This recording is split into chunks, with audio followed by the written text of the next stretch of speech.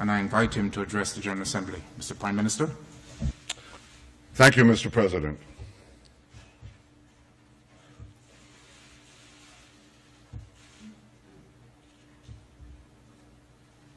I feel deeply honored and privileged to stand here before you today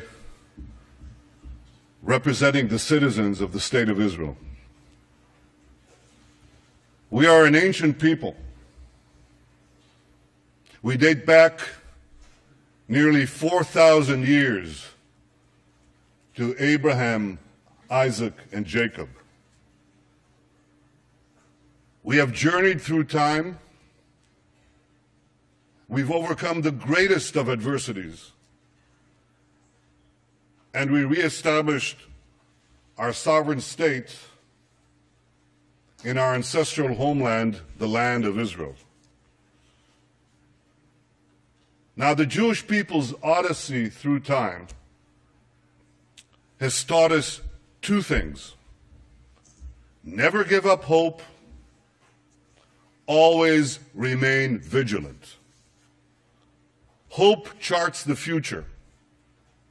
Vigilance protects it. Today, our hope for the future is challenged by a nuclear-armed Iran that seeks our destruction. But I want you to know that wasn't always the case.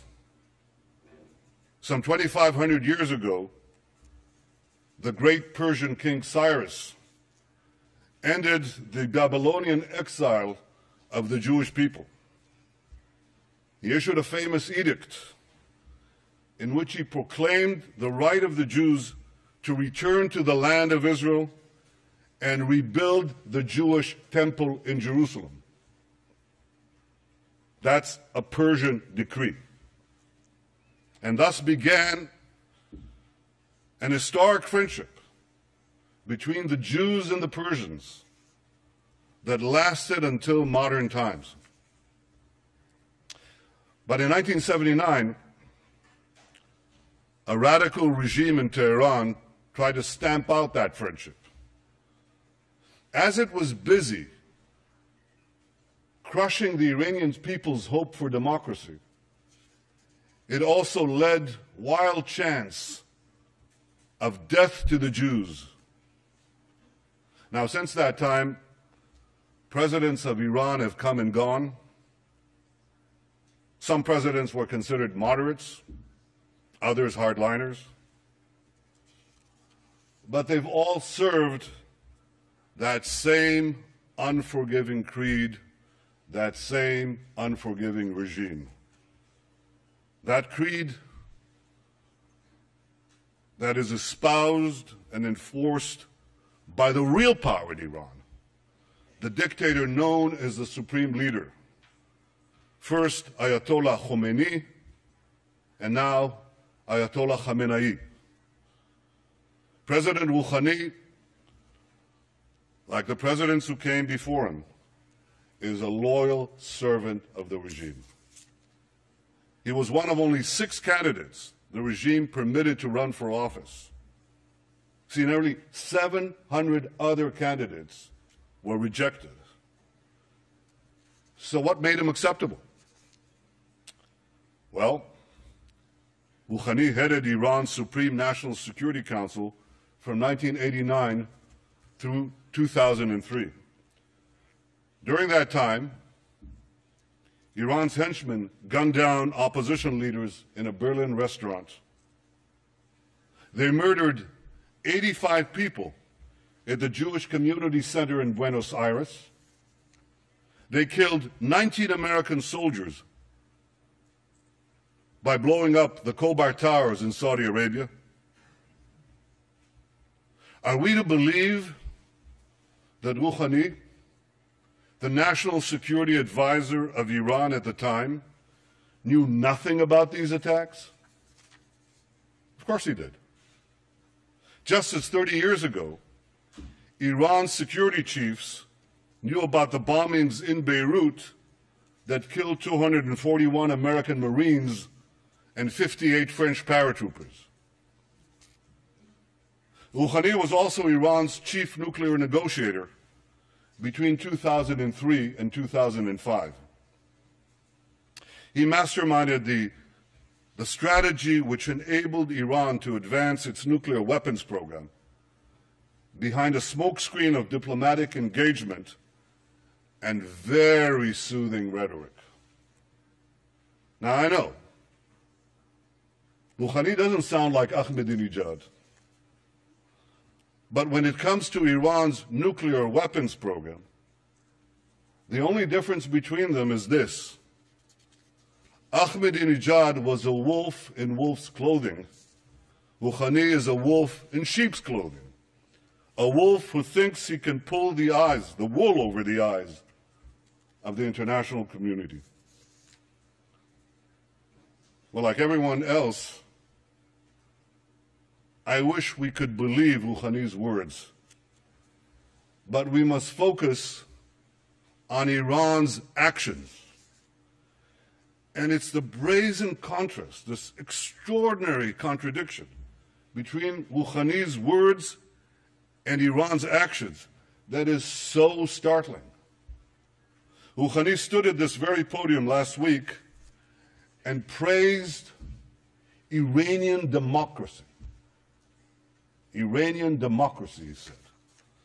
But the regime that he represents executes political dissidents by the hundreds and jails them by the thousands. Rouhani spoke of, quote, the human tragedy in Syria. Yet Iran directly participates in Assad's murder and massacre of tens of thousands of innocent men, women, and children in Syria. And that regime is propping up a Syrian regime that just used chemical weapons against its own people. Rouhani condemned the, quote, violent scourge of terrorism. Yet in the last 3 years alone, Iran has ordered, planned, or perpetrated terrorist attacks in 25 cities in 5 continents. Rouhani denounces, quote, attempts to change the regional balance through proxies. Yet Iran is actively destabilizing Lebanon, Yemen, Bahrain, and many other Middle Eastern countries. Rouhani promises, quote, constructive engagement with other countries. Yet 2 years ago, Iranian agents tried to assassinate Saudi Arabia's ambassador in Washington, D.C. And just 3 weeks ago, an Iranian agent was arrested trying to collect information for possible attacks against the American embassy in Tel Aviv. Some constructive engagement. I wish I could be moved by Rouhani's invitation to join his wave, a world against violence and extremism. Yet the only waves Iran has generated in the last 30 years are waves of violence and terrorism that it has unleashed in the region and across the world. Ladies and gentlemen, I wish I could believe Rouhani, but I don't. Because facts are stubborn things. And the facts are that Iran's savage record flatly contradicts Rouhani's soothing rhetoric. Last Friday, Rouhani assured us that in pursuit of its nuclear program, Iran, this is a quote, Iran has never chosen deceit and secrecy. Never chosen deceit and secrecy. Well, in 2002, Iran was caught red-handed, secretly building an underground centrifuge facility in Natanz. And then, in 2009, Iran was again caught red-handed, secretly building a huge underground nuclear facility for uranium enrichment in a mountain near Qom. Rouhani tells us not to worry. He assures us that all of this is not intended for nuclear weapons. Any of you believe that? If you believe that, here's a few questions you might want to ask. Why would a country that claims to only want peaceful nuclear energy, why would such a country build hidden underground enrichment facilities? Why would a country with vast natural energy reserves invest billions in developing nuclear energy? Why would a country intent on merely civilian nuclear programs continue to defy multiple Security Council resolutions and incur the tremendous cost of crippling sanctions on its economies? And why would a country with a peaceful nuclear program develop intercontinental ballistic missiles whose sole purpose is to deliver nuclear warheads? You don't build ICBMs to carry TNT thousands of miles away. You build them for one purpose, to carry nuclear warheads. And Iran is building now ICBMs that the United States says could reach this city in 3 or 4 years. Why would they do all this? The answer is simple. Iran is not building a peaceful nuclear program. Iran is developing nuclear weapons. Last year alone, Iran enriched 3 tons of uranium to 3.5%, doubled its stockpile of 20% enriched uranium, and added thousands of new centrifuges, including advanced centrifuges. It also continued work on the heavy water reactor in Iraq. That's in order to have another route to the bomb, a plutonium path. And since Rouhani's election, and I stress this vast and feverish effort has continued unabated. Ladies and gentlemen, underground nuclear facilities, heavy water reactors, advanced centrifuges, ICBMs. See, it's not that it's hard to find evidence that Iran has a nuclear program, a nuclear weapons program. It's hard to find evidence that Iran doesn't have a nuclear weapons program. Last year when I spoke here at the UN, I drew a red line. Now, Iran has been very careful not to cross that line. But Iran is positioning itself to race across that line in the future at a time of its choosing.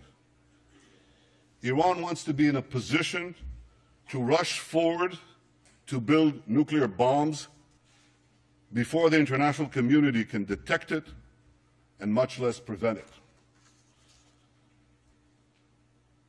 Yet Iran faces one big problem. And that problem can be summed up in one word: sanctions. I've argued for many years, including on this podium, that the only way to peacefully prevent Iran from developing nuclear weapons is to combine tough sanctions with a credible military threat. And that policy today is bearing fruit. Thanks to the efforts of many countries, many represented here, and under the leadership of the United States, tough sanctions have taken a big bite off the Iranian economy. Oil revenues have fallen, the currency has plummeted, banks are hard-pressed to transfer money. So as a result, the regime is under intense pressure from the Iranian people to get the sanctions relieved or removed. That's why Rouhani got elected in the first place. That's why he launched his charm offensive. He definitely wants to get the sanctions lifted. I guarantee you that. But he doesn't want to give up Iran's nuclear weapons program in return. Now, here's a strategy to achieve this. First, smile a lot.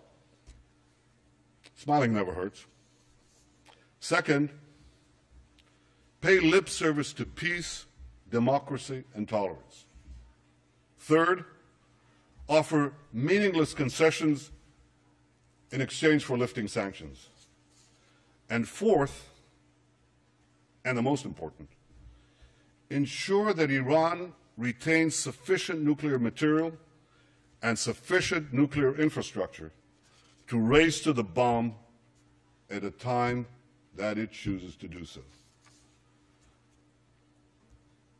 You know why Rouhani thinks he can get away with this? I mean, this is a ruse. It's a ploy. Why does Rouhani think he can get away with it? Because he's gotten away with it before. Because his strategy of talking a lot and doing little has worked for him in the past. He even brags about this. Here's what he said in his 2011 book about his time as Iran's chief nuclear negotiator. And I quote, "While we were talking to the Europeans in Tehran, we were installing equipment in Isfahan." Now, for those of you who don't know, the Isfahan facility is an indispensable part of Iran's nuclear weapons program. That's where uranium ore called yellow cake is converted into an enrichable form. Rouhani boasted, and I quote, "By creating a calm environment, we were able to complete the work in Isfahan." He fooled the world once. Now he thinks he can fool it again. You see, Rouhani thinks he can have his yellow cake and eat it too. And he has another reason to believe that he can get away with this. And that reason is called North Korea. Like Iran, North Korea also said its nuclear program was for peaceful purposes. Like Iran, North Korea also offered meaningless concessions and empty promises in return for sanctions relief. In 2005, North Korea agreed to a deal that was celebrated the world over by many well-meaning people. Here's what the New York Times editorial had to say about it. Quote, "For years now, foreign policy insiders have pointed to North Korea as the ultimate nightmare, a closed, hostile, and paranoid dictatorship with an aggressive nuclear weapons program. Very few could envision a successful outcome, and yet North Korea agreed in principle this week to dismantle its nuclear weapons program, return to the NPT, abide by the treaty's safeguards, and admit international inspectors. And finally, diplomacy, it seems, does work after all." Ladies and gentlemen, a year later, North Korea exploded its first nuclear weapons device. Yet, as dangerous as a nuclear-armed North Korea is, it pales in comparison to the danger of a nuclear-armed Iran. A nuclear-armed Iran would have a chokehold on the world's main energy supplies. It would trigger nuclear proliferation throughout the Middle East, turning the most unstable part of the planet into a nuclear tinderbox. And for the first time in history, it would make the specter of nuclear terrorism a clear and present danger. A nuclear-armed Iran in the Middle East wouldn't be another North Korea. It would be another 50 North Koreas. Now, I know that some in the international community think I'm exaggerating this threat. Sure, they know that Iran's regime leads these chants, death to America, death to Israel, that it pledges to wipe Israel off the map. But they think that this wild rhetoric is just bluster for domestic consumption. Have these people learned nothing from history? The last century has taught us that when a radical regime with global ambitions gets awesome power, sooner or later, its appetite for aggression knows no bounds. That's the central lesson of the 20th century. And we cannot forget it. The world may have forgotten this lesson. The Jewish people have not. Iran's fanaticism is not bluster. It's real. This fanatic regime must never be allowed to arm itself with nuclear weapons. I know that the world is weary of war. We in Israel, we know all too well the cost of war. But history has taught us that to prevent war tomorrow, we must be firm today. And this raises the question, can diplomacy stop this threat? Well, the only diplomatic solution that would work is one that fully dismantles Iran's nuclear weapons program and prevents it from having one in the future. President Obama rightly said that Iran's conciliatory words must be matched by transparent, verifiable, and meaningful action. And to be meaningful, a diplomatic solution would require Iran to do four things. First, cease all uranium enrichment. This is called for by several Security Council resolutions. Second, remove from Iran's territory the stockpiles of enriched uranium. Third, dismantle the infrastructure for a nuclear breakout capability, including the underground facility at Qom and the advanced centrifuges in Natanz. And four, stop all work at the heavy water reactor in Iraq aimed at the production of plutonium. These steps would put an end to Iran's nuclear weapons program and eliminate its breakout capability. There are those who would readily agree to leave Iran with a residual capability to enrich uranium. I advise them to pay close attention to what Rouhani said in a speech to Iran's Supreme Cultural Revolutionary Council. This was published in 2005. I quote, here's what he said. A country that could enrich uranium to about 3.5% will also have the capability to enrich it to about 90%. Having fuel cycle capability virtually means that a country that possesses this capability is able to produce nuclear weapons. Precisely. This is why Iran's nuclear weapons program must be fully and verifiably dismantled. And this is why the pressure on Iran must continue. So here's what the international community must do. First, keep up the sanctions. If Iran advances its nuclear weapons program during negotiations, strengthen the sanctions. Second, don't agree to a partial deal.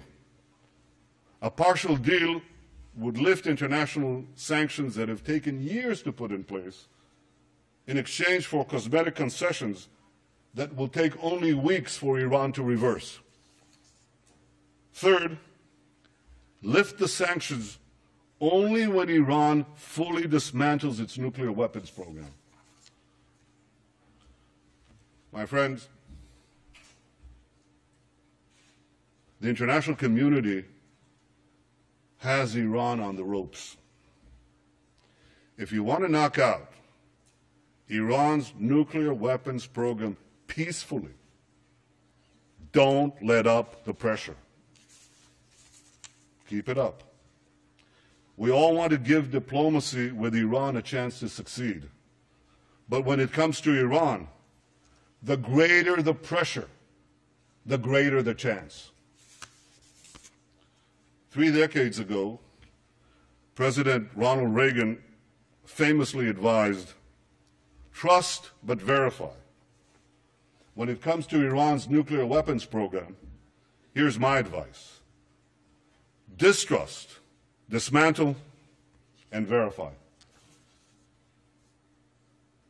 Ladies and gentlemen, Israel will never acquiesce to nuclear arms in the hands of a rogue regime that repeatedly promises to wipe us off the map. Against such a threat, Israel will have no choice but to defend itself. I want there to be no confusion on this point. Israel will not allow Iran to get nuclear weapons. If Israel is forced to stand alone, Israel will stand alone. Yet in standing alone, Israel will know that we will be defending many, many others. The dangers of a nuclear-armed Iran and the emergence of other threats in our region have led many of our Arab neighbors to recognize, finally recognize, that Israel is not their enemy.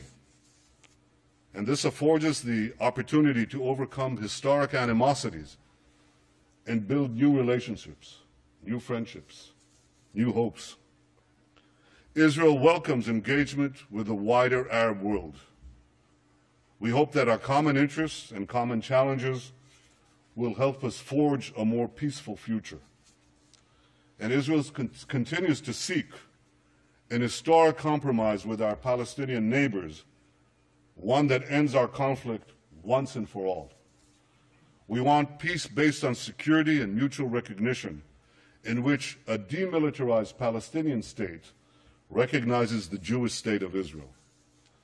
I remain committed to achieving an historic reconciliation and building a better future for Israelis and Palestinians alike. Now, I have no illusions about how difficult this will be to achieve. 20 years ago, the peace process between Israel and the Palestinians began.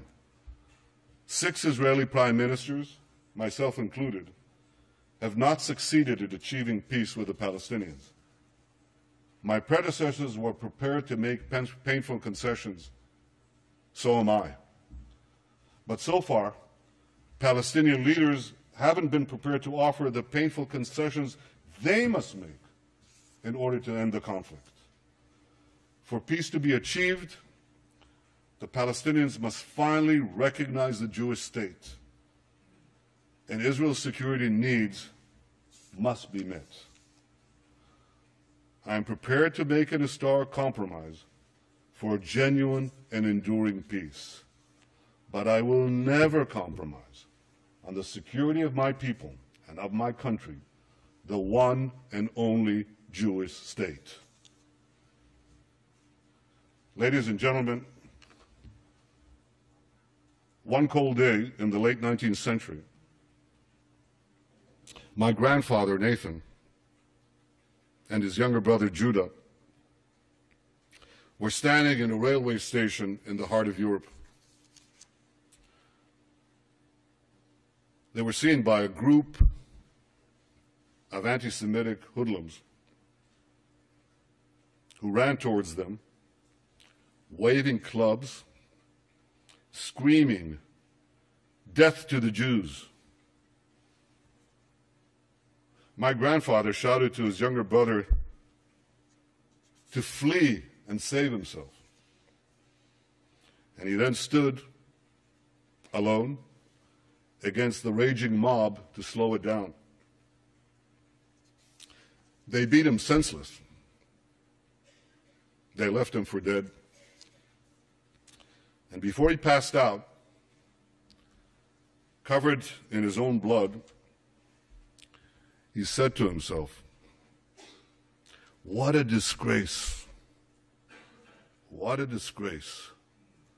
The descendants of the Maccabees lie in the mud, powerless to defend themselves." He promised himself then that if he lived, he would take his family to the Jewish homeland and help build a future for the Jewish people. I stand here today as Israel's Prime Minister because my grandfather kept that promise. And so many other Israelis have a similar story, a parent or a grandparent who fled every conceivable oppression and came to Israel to start a new life in our ancient homeland. Together we've transformed a bludgeoned Jewish people, left for dead, into a vibrant, thriving nation, defending itself with the courage of modern Maccabees, developing limitless possibilities for the future. In our time, the biblical prophecies are being realized. As the prophet Amos said, "They shall rebuild ruined cities and inhabit them. They shall plant vineyards and drink their wine. They shall till gardens and eat their fruit. And I will plant them upon their soil, never to be uprooted again. Veshavti et shvut ami Yisrael, uvanu arim neshamot vayashavu, ונטו כרמים ושתו את יינם, ועשו גינות ואכלו את פריים, ונטטים על אדמתם, ולא ינטשו עוד." Ladies and gentlemen, the people of Israel have come home never to be uprooted again.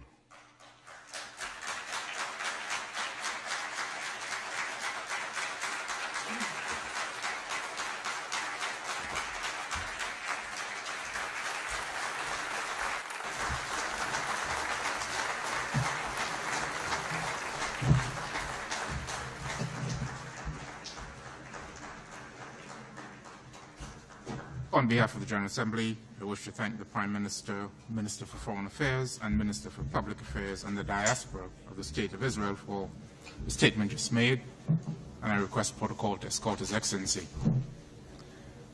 We have heard the last speaker in the general debate.